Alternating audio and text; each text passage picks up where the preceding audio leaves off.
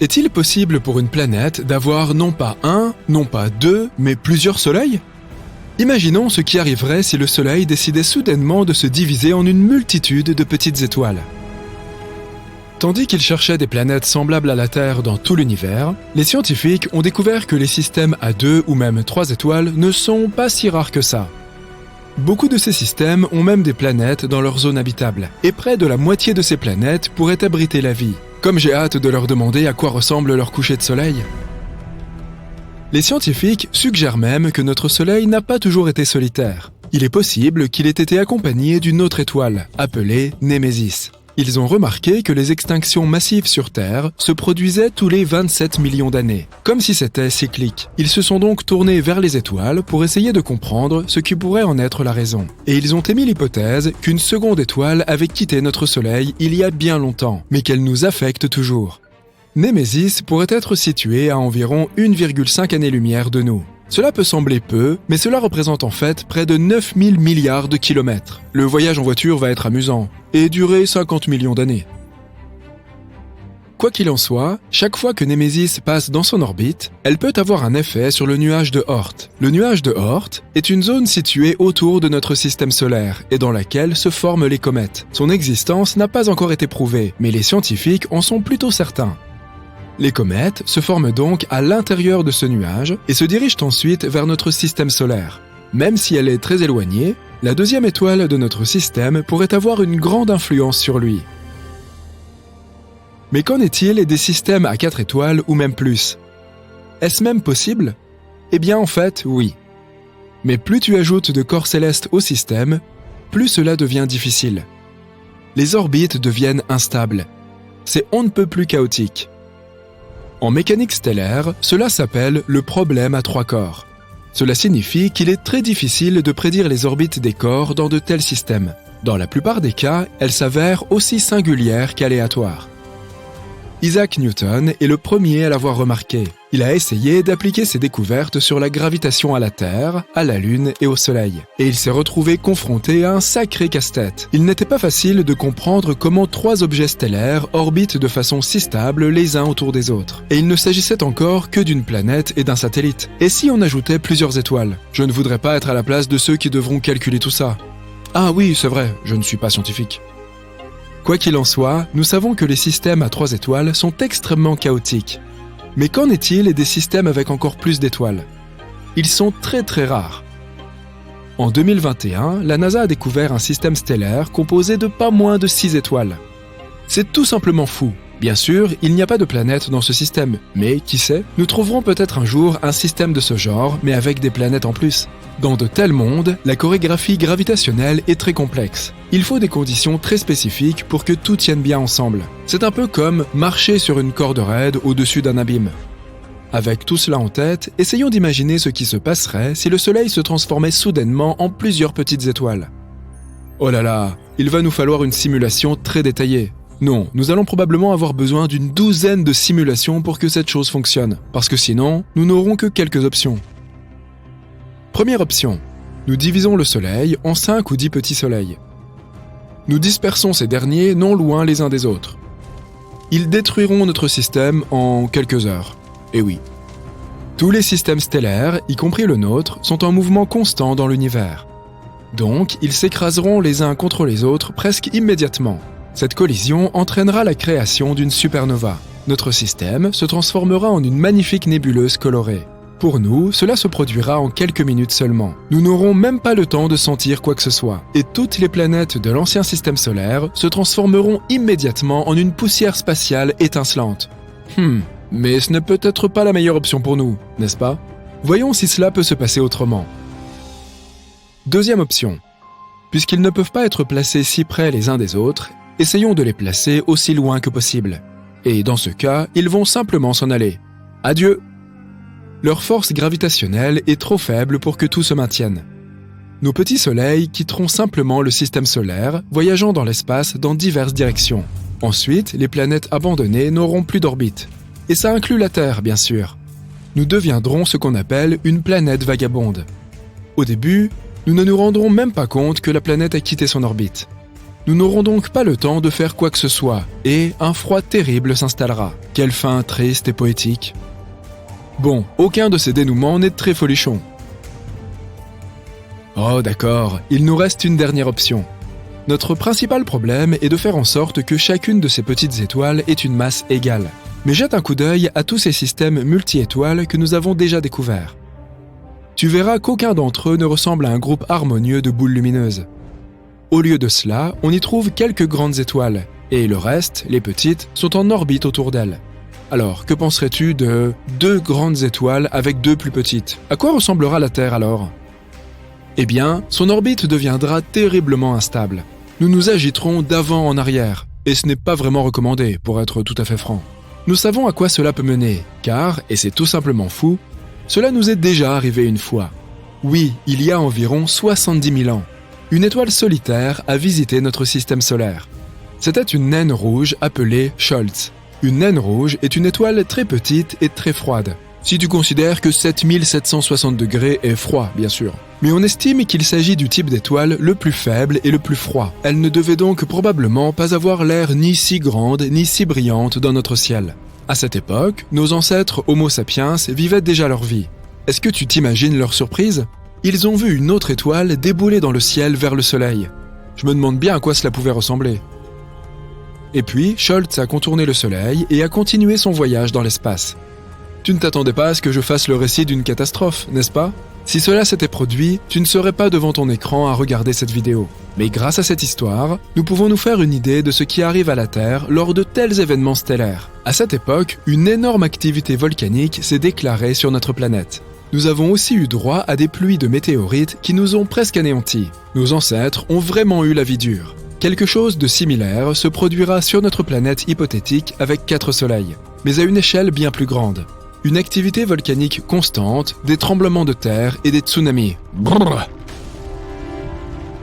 De plus, la durée d'un jour changera, ainsi que la durée des saisons et de l'année dans son ensemble. Elles ne seront plus stables, à cause des changements fréquents de la gravitation. En d'autres termes, tu ne sauras jamais à quoi t'attendre. Un hiver d'1 an, un été brûlant. Et lorsque nous nous trouverons à mi-chemin entre 2 étoiles, il n'y aura même plus de nuit.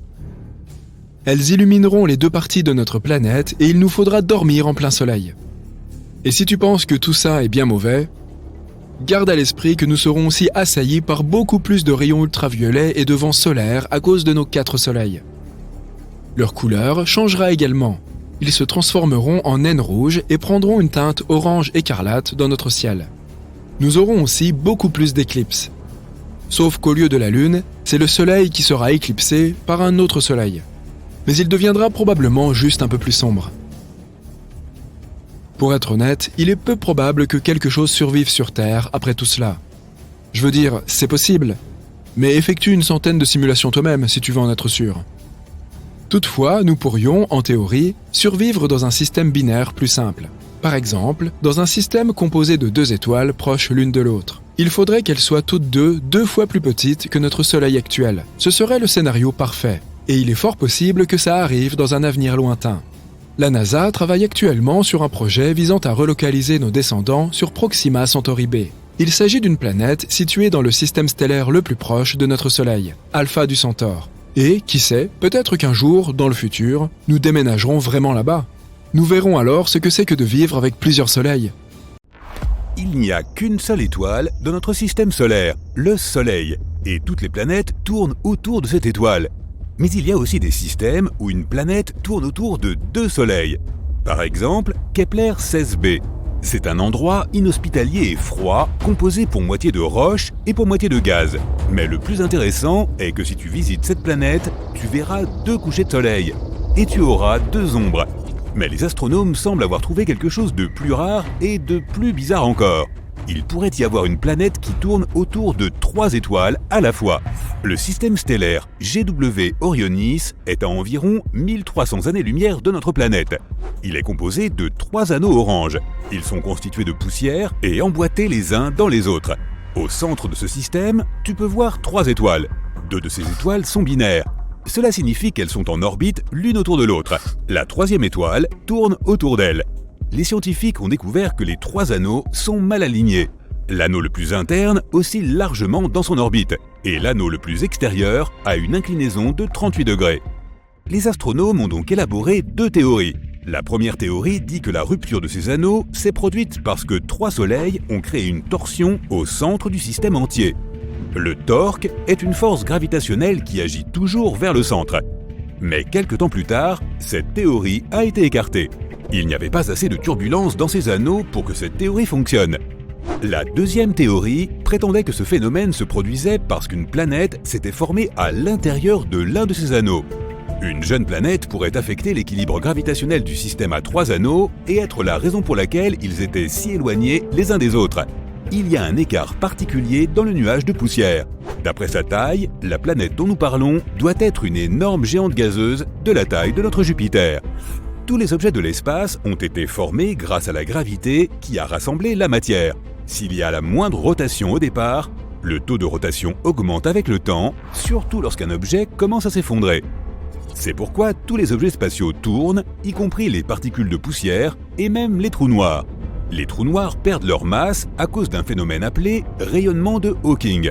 Leur horizon des événements se réduit, mais ce processus est très lent. Oh, au fait, l'horizon des événements d'un trou noir est un point de non-retour. C'est comme une frontière qui entoure un trou noir. Et rien, y compris la lumière et le rayonnement, ne peut s'échapper une fois qu'il a franchi cette limite. Un trou noir moyen aurait besoin de milliards de fois l'âge de notre univers pour disparaître complètement. Notre galaxie, la Voie lactée, pourrait aussi contenir un trou noir supermassif. Mais nous ne sommes pas en danger. L'un des grands trous noirs les plus proches se trouve très probablement à 20 000 années-lumière. On peut observer sans risque les effets créés par les trous noirs à distance. Les problèmes commencent lorsque l'on s'approche trop près, en raison de leur force gravitationnelle ahurissante.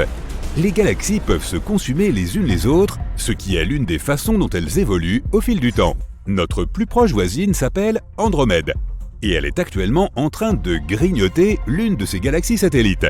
Dans le passé, Andromède en a mangé au moins 2 autres. De nombreux amas d'étoiles sont éparpillés dans notre galaxie. Andromède a dû voler ses étoiles à d'autres galaxies. Les scientifiques ont finalement réussi à identifier ces étoiles. Ils ont retrouvé leurs traces dans des fusions de galaxies qui se sont produites il y a des milliards d'années. Il y a 10 milliards d'années, notre galaxie a aussi subi une collision. C'est pourquoi aujourd'hui, son halo n'est pas comme celui des autres galaxies spirales. Les scientifiques ont d'abord pensé qu'il s'agissait de plusieurs petites collisions, mais ils ont ensuite réalisé que la plupart de ces objets spatiaux dans la Voie lactée provenaient d'une seule et même source. C'est avec une autre galaxie que la Voie lactée est entrée en collision.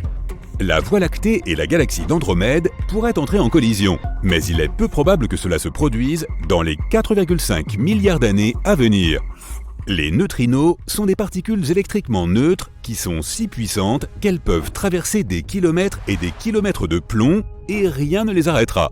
Certains d'entre eux traversent ton corps au même moment où tu regardes cette vidéo. Les neutrinos se forment à la fois dans les réactions nucléaires à l'intérieur des étoiles vivantes et dans les explosions de supernovas lorsque les étoiles s'éteignent. Ces particules n'ont pratiquement pas de masse. Il leur faut moins de 3 secondes pour atteindre la surface du Soleil. Et ensuite, elles peuvent atteindre notre planète en seulement 8 minutes. La planète TOI 1231b est à environ 90 années-lumière de la Terre. Elle est similaire à notre Neptune. C'est une géante gazeuse. Mais le plus intéressant est que cette planète est susceptible d'être riche en atmosphère. La planète est plus de 3 fois et demi plus grande que la Terre et un peu plus chaude que ce à quoi nous sommes habitués, 57 degrés Celsius. Elle tourne autour d'une étoile naine rouge, bien plus petite que notre Soleil. Mais cette étoile est aussi beaucoup plus vieille. Une année sur cette planète ne dure que 24 jours terrestres.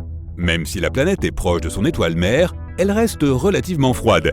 Les astronomes pensent avoir observé des nuages dans l'atmosphère de la mystérieuse planète et peut-être même de l'eau. Ce système d'étoiles et de planètes s'éloigne de la Terre assez rapidement. C'est pourquoi les scientifiques ont facilement détecté des atomes d'hydrogène qui s'échappaient de l'atmosphère de la planète. Ouais, ça veut dire que la planète pourrait même avoir une queue. Un trou blanc hypothétique est un objet spatial bizarre qui est l'opposé d'un trou noir. Il est très lumineux et a été évoqué pour la première fois par Einstein dans sa théorie de la gravité. Le plus souvent, les scientifiques parlent des trous blancs dans le contexte des trous de verre. Selon une théorie, un trou noir est comme une sorte de point d'entrée dans un tunnel qui te fait traverser l'espace et le temps. Dans ce cas, un trou blanc pourrait être une sortie située quelque part ailleurs dans l'univers. D'un autre côté, les trous blancs ne doivent pas nécessairement être des sorties de vortex. Ils pourraient également être une reproduction au ralenti de la façon dont les trous noirs originaux se sont formés.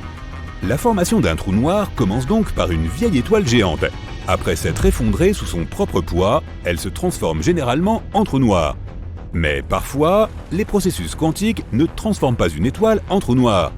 Au lieu de cela, ils créent un trou blanc qui recommence à cracher la matière de l'étoile d'origine. Mais jusqu'à présent, ce n'est qu'une théorie. Certaines planètes, comme Mars et Vénus, ont un climat assez intense avec des grosses tempêtes. Il semblerait qu'un ouragan spatial de la même intensité soit déjà passé sur Terre. Il s'agissait d'une masse d'air tourbillonnante d'environ 1000 km de large. Des satellites ont repéré l'ouragan à des centaines de kilomètres au-dessus du pôle Nord, quelque part dans la haute atmosphère de la Terre. Cet ouragan ne faisait pas pleuvoir de l'eau, mais des électrons. Il a duré près de 8 heures avant de s'effondrer. Il tournait dans le sens inverse des aiguilles d'une montre. Il est possible que des océans se cachent sous la surface des lunes qui entourent Uranus. Les scientifiques ont également étudié les océans d'Europe, la lune de Jupiter, et d'Encelade, la lune de Saturne. Ces océans sont cachés sous la croûte glacée de ces lunes.